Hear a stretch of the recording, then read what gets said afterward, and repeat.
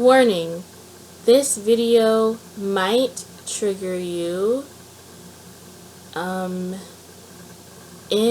this video, I talk about molestation. So if the topic of molestation is triggering for you, then please do not watch this video. Hi, I'm Magical. And in this video, I am just doing a mukbang? Mukbang? I never remember how you're supposed to say it. Usually I do comedy skits on my channel, but today I'm just kind of like wanting to do something different. I haven't done a mukbang, I hope I'm saying that right, in a while. So this is what I have. It's Lizard Thicket. Lizard's Thicket. That's what it's called. This is, I hope I can get this on camera while I'm filming on my laptop, so I don't want to spill this everywhere. But this is macaroni and cheese, and it's really cheesy, and oh my god, no! Oh, that was about to be a disaster. And imagine one day it's just gonna spill everywhere and I'm just gonna be like, damn it, I have to clean everything. But and I also have this fried flounder here, and I have tater, I was about to say it's tartar sauce, but why was I gonna say like tater sauce? I feel like I'm thinking about tater tots, but I don't even like tater tots. So I don't know why I'm thinking about tater tots. Usually I eat the macaroni and cheese first.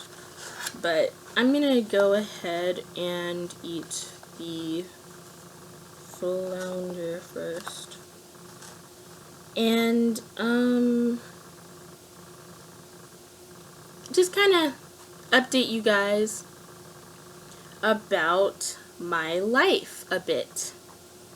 So, first of all, let me try this flounder.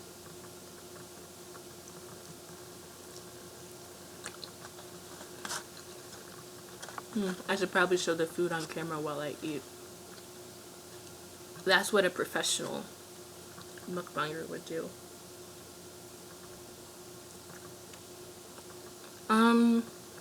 I mean, I've had Lizard Thicket so many times.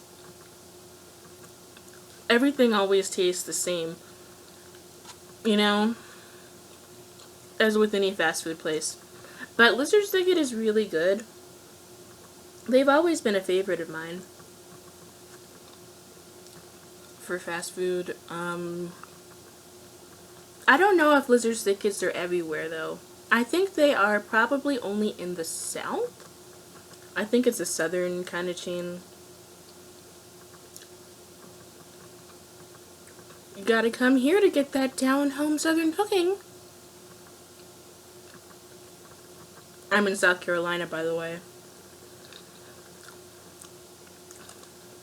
Columbia, South Carolina. The capital city.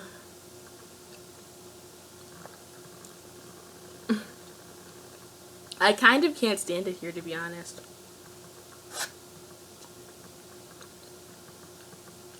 It's a pretty boring city.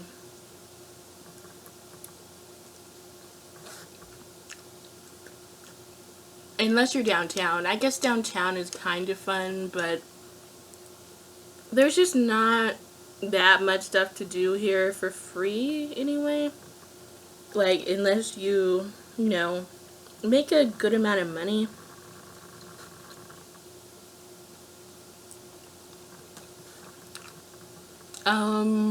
The only free things are like, you know, the park and the woods. And that's about, in the store. You know, window shopping, that's about it. I mean, we have this little amusement park called Frankie's Fun Park. And it's like $7 to ride the go-karts.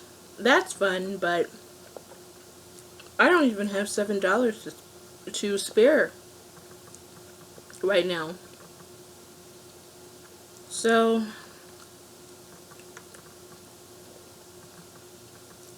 I'm definitely looking to get a new job this week. But anyway, so to update you guys about my life,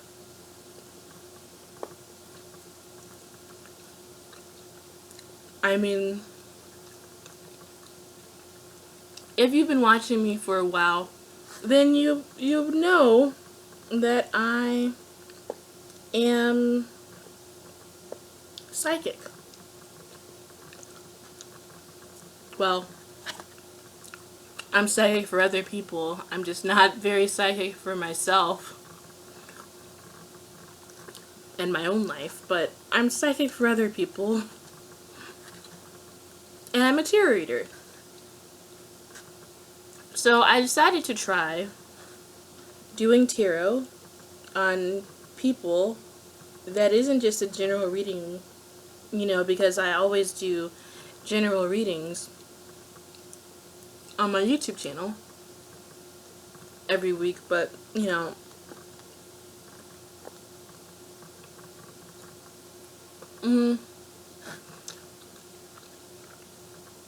I wanted to find out how accurate I really am, and if I'm, like, even really all that psychic, because I mean, I needed more feedback, basically. So I decided, you know, when I was feeling really, really financially poor, that maybe I could make money from my tarot services, but I had never tried actually doing tarot readings for people. So I decided to try it on Twitter. I asked people on Twitter if they wanted a free reading and to, you know, DM me for a free reading. And I did a few readings. I think I did like 4 or 5 readings for people, for like 4 different people. And I think I did a really great job. For privacy reasons, I can't, obviously I can't tell you anything about the readings, but, you know,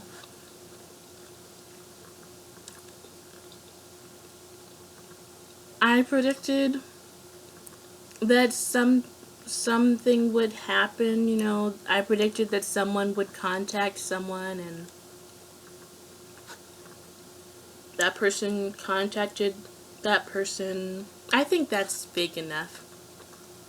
I don't think me telling you that would violate anyone's privacy. I would never violate anyone's privacy with my tarot readings, obviously.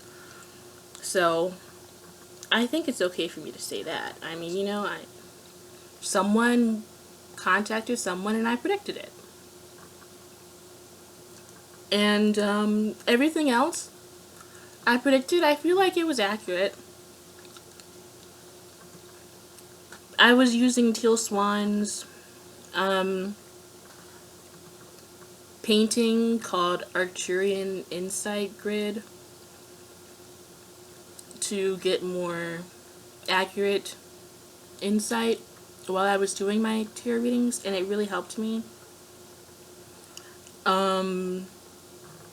That painting is by Teal Swan. It's basically just, you know, the Arcturians. I think they're like an alien race, and I guess they made a painting that if you look at it, you get accurate insight on something. Like, I guess on anything. Now, I can't always really tell if I've gotten the accurate insight, but I do look at that painting and, I'll be looking at it and I'll be getting some thoughts about some things and I'll be like, huh, I never thought about that before. Like that. Or I never realized that. And I mean, there's not really any way for me to prove how accurate my insights that I get from that painting are until I get feedback from the rest of my readings. But, the one reading where I know the person contacted the person, I know that I know that I got that reading accurate. But I have to see. Hopefully, the other people I did readings for will update me so I can get some more feedback and see how accurate I was. But I think I was pretty accurate. I don't know. I hope so. I think I was pretty accurate.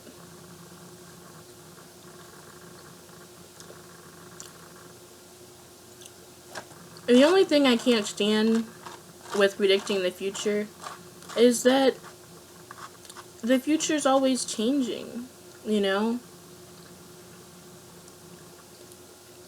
The future changes with your energy. And so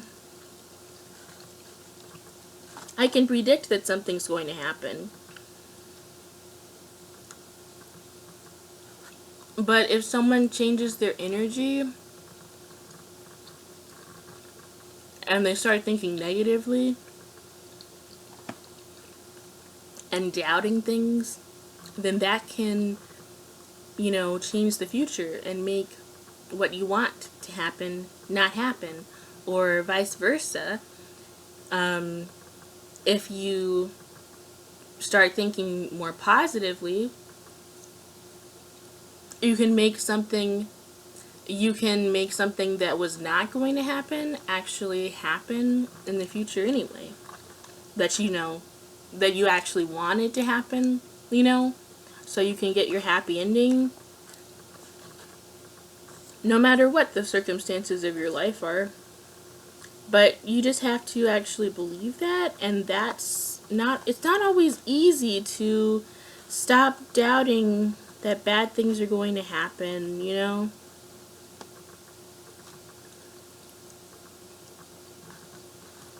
It's hard to be positive,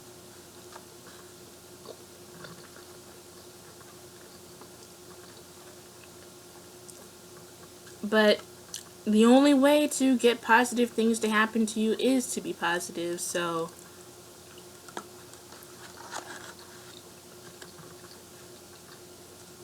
that is unfortunately the matrix that we live in. Elon Musk thinks that we're living in a simulated reality.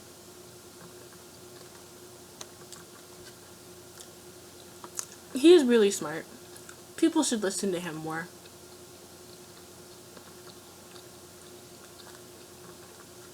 I mean, there's a lot of scientists that believe in, all of this woo-hoo stuff that I talk about, like the law of attraction and things like that. But then, there's a lot of scientists that really don't believe in this kind of stuff. But it's just like, I mean, I've seen proof that the law of attraction works and that we are in a simulated reality, that we control our reality and create it, and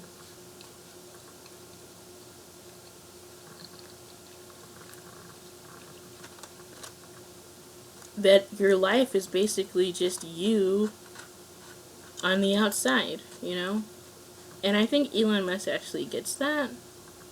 And Nikola Tesla got that. And they're pioneers. Even Albert Einstein got that.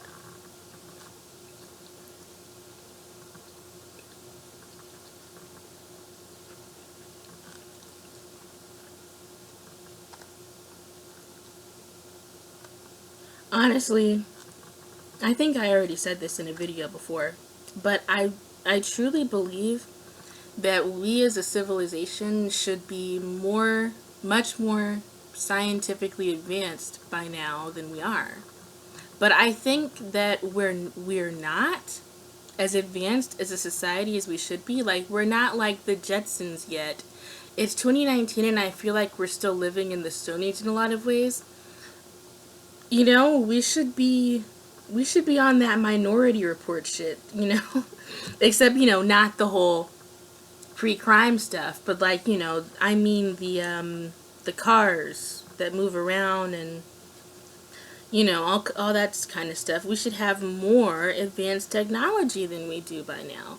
But I think the reason why we don't, I think the reason why we're so behind as a society is because there's too many scientists and tech people who don't have an open enough mind to consider that a lot of things are, that, you know, that nothing is impossible. So they kind of put themselves in a corner creatively, and because they have so many things that they think, oh, that's not science, you know, so they think that so much stuff is not scientifically ever going to be possible, that they never get those ideas that would lead to those things being possible. But Nikola Tesla got those ideas because he had a more open mind. He didn't think that everything was so impossible like everyone else does. He was so much more open-minded, yet he also balanced that. He balanced intuition with logic and science, and that's what more scientists need to do. They just need more balance. They're too stuck in this idea that things aren't possible, and that's why they're not seeing the solutions that are right in front of their eyes. Like Nikola Tesla, you know, saw all of these solutions because he was just so much more open-minded. He just got better ideas than everyone else. I just wish we had more people like him. Then maybe we would be more advanced as humanity. But it's okay, I guess. The only downside is, you know, we have this millennial brain. If you're a millennial and you're watching me, I'm pretty sure most people who watch me are probably around my age.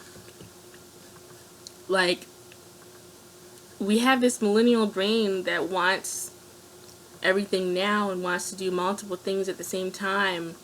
But the technology that we have is so boring sometimes, you know?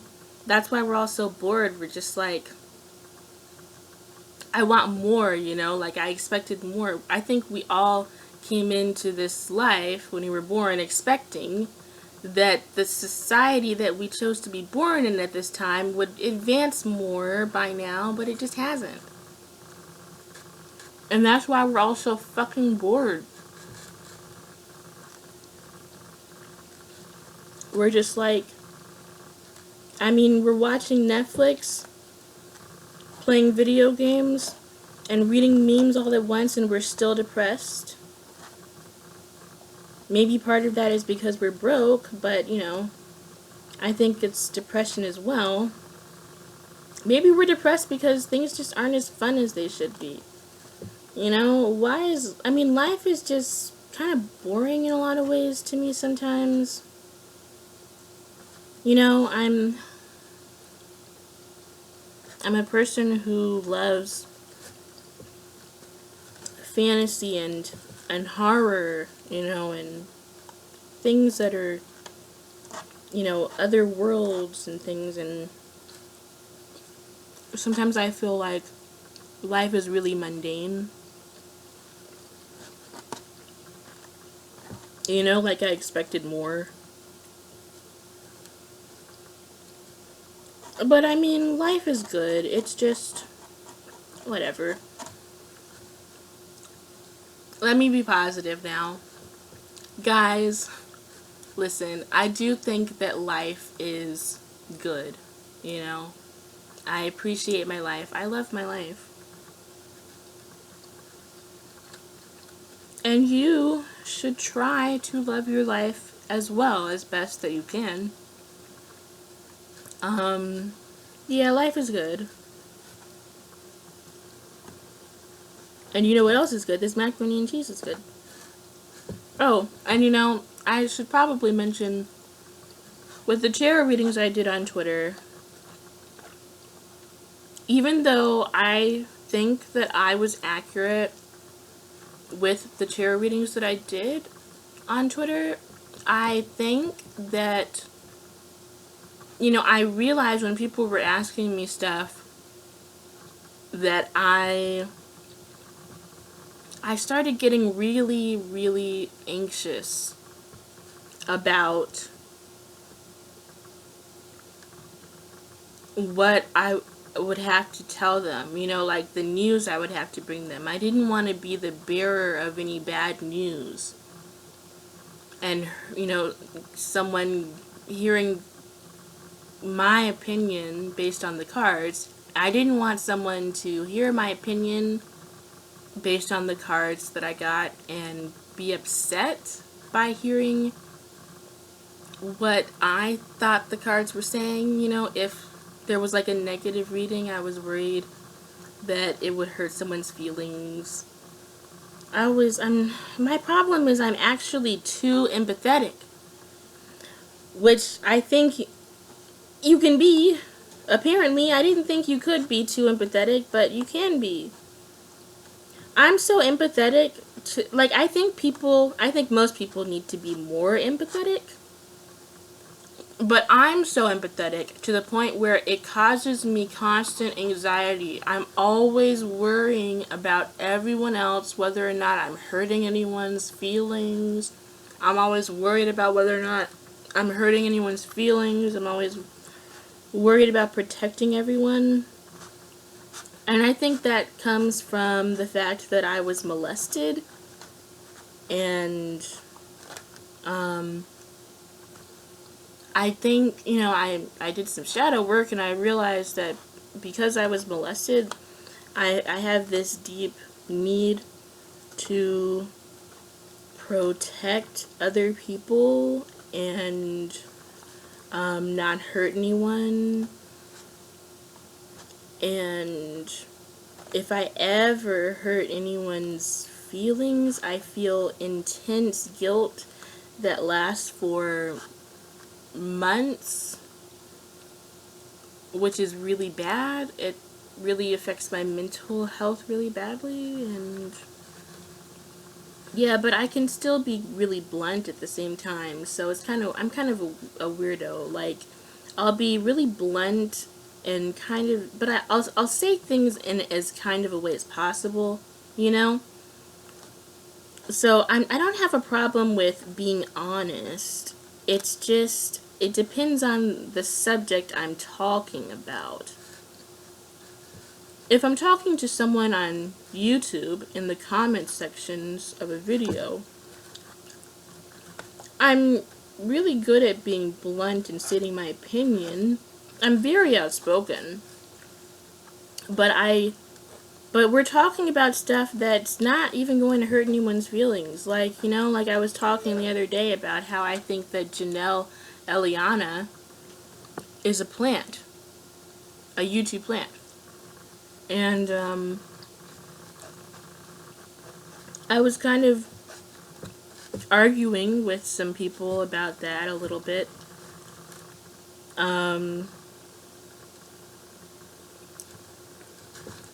But it was friendly arguing. You know, it was like a debate.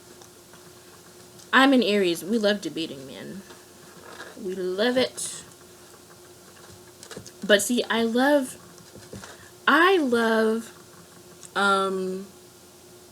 respectful debating. I don't get triggered by people very easily. You know, I just love, you know, being able to talk to someone and disagreeing with them.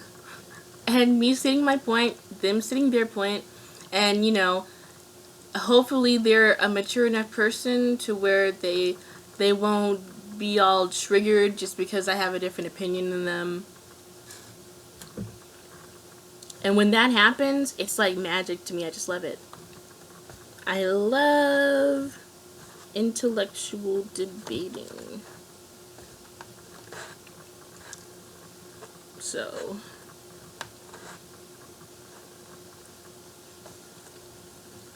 I'm already full and I still have one whole side of this left.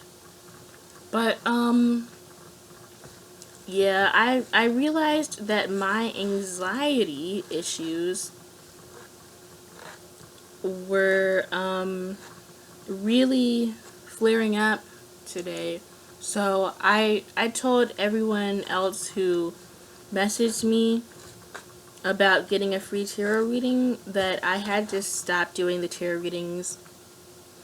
After I did those first 4 or so tarot readings, I just stopped doing the free tarot readings because I'm just too anxious to do tarot on an individual basis. Apparently, I think I need to stick to general readings until I can overcome my issues with anxiety and with, me possibly hurting someone's feelings. I'm always so paranoid about hurting someone's feelings. I'm always paranoid that I'm going to say something that will make someone be really depressed. So so that gets in the way of me doing a lot of things that I want to do. Like, there's things I want to say in my videos on here, but I don't say them because I'm always paranoid that someone might get hurt by my opinion. I don't know. It's a really big problem. And I really hope that I can get over my anxiety issues because I truly think that I have a gift. I kind of sound like I'm full of myself right now. But when I feel like I'm talented at something, I own that shit. And I think you should too. Like, I think that I am actually a good tarot reader. I think I'm pretty accurate. And I want to use my gift to help people. I think there's a lot of people that could use my help. But I'm just not ready. And so I feel selfish for not wanting to help people. Like, this is going to make me sound like I am the most self-absorbed person on the planet. But I think about superheroes, like, I feel like I'm like Spider-Man. Or like, I guess, Spider-Woman. Like, I have this gift for helping people. But I'm selfishly not helping people with my gift, with my talent. I mean, no one's life is on the line or anything. I'm not actually like Spider-Man. It's not really a perfect analogy at all. But you get what I'm saying. I feel like I could help people, but I am not ready because it causes me so much anxiety. And I can't decide, should I maybe sort of sacrifice my emotions? In a kind of trial by fire sense and just do it. Just force myself to do it. But I feel like that might make me have a nervous breakdown or something. And I don't want to have a nervous breakdown. Maybe I should just wait a few years, learn tarot more for the next few years or so, and then I think when I'm 30, I will finally be ready to sell my services as a tarot reader.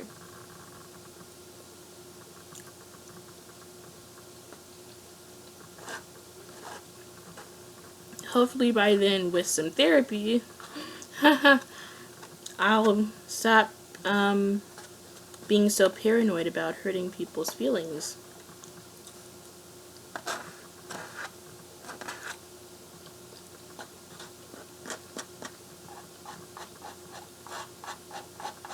I'm just gonna say this right now. I've been thinking about this a lot lately. I really, really wish that I was not molested when I was a kid, because it really messed me up. And I didn't realize how much it messed me up. I thought I was over it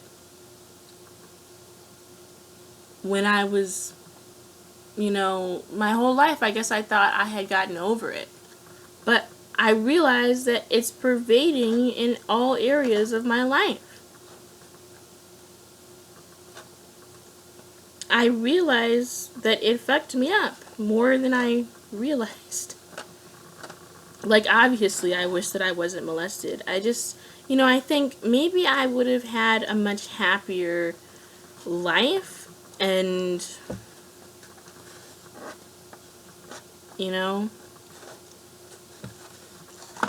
maybe I would have had a happier life if I had not been molested. Because I thought that I had gotten over it.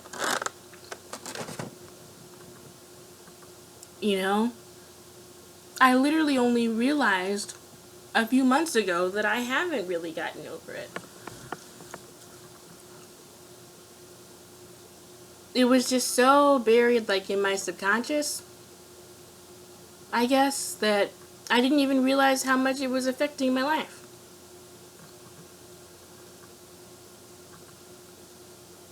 You think you can just get over it, after a few decades. But it just, unfortunately, it's something that just stays with people. It just stays with you forever. It's like a curse.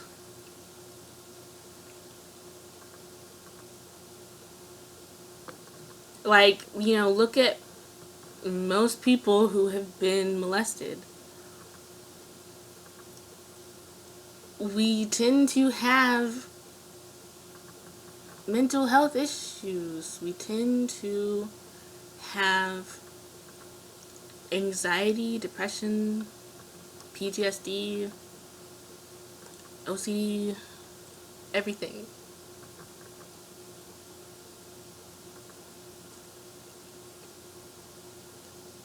You know who else was molested? I think Bella Thorne was molested. Tana Mojo's ex-girlfriend. I mean, she's a successful person and all, but she clearly has some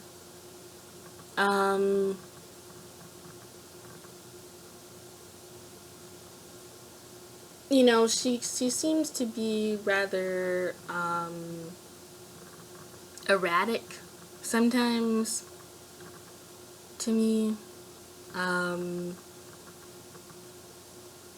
I wish I could think of any other examples right now of people. But, I mean, pretty much anyone who has been molested, it just kind of stays with you. I guess the only way to get over it is to do shadow work on it and to do inner child work on it. And that is what I am doing now. I am doing a bunch of shadow work, and I am doing a bunch of inner child work. And I realized just how fucked up I am. When you do shadow work, you start thinking thoughts and realizing things that were happening in your subconscious that would shock even Freud. That's what I realized about myself. I can't even repeat to you guys some of the things I was thinking and realized that I've been thinking probably for my whole life. And I was just like, Oh my god, that is the most fucked up thing ever. Why am I like this? Why would I ever think that?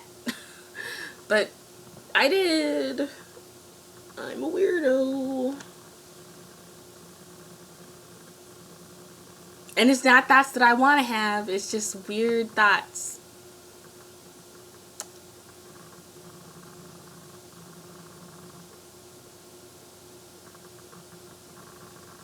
Anyway, that's the end of my mukbang.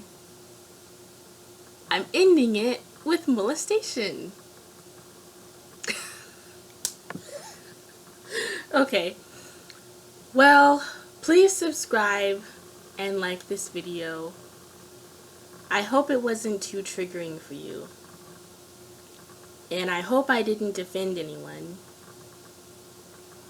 It's not personal. I'm just talking about my own experience. Obviously, your experience, if you were molested, is totally different from my experience. And, I mean, I guess I can't really group all people who have been molested and make judgments about them overall as a group, because I don't know anyone else who has been molested myself, or, you know, and I'm not like a person that does statistics or anything, so it's probably not right for me to make a broad generalization that people who have been molested are probably have a lot of mental illnesses, but I feel like my intuition kind of tells me that kind of stuff, so that's just my opinion. It's just my opinion. I don't know if most people who have been molested have mental illnesses. It's just my opinion, guys. So, yeah. Everything I said in this video is just my opinion, and I hope that no one is offended. And thank you for watching. I love you guys, and bye.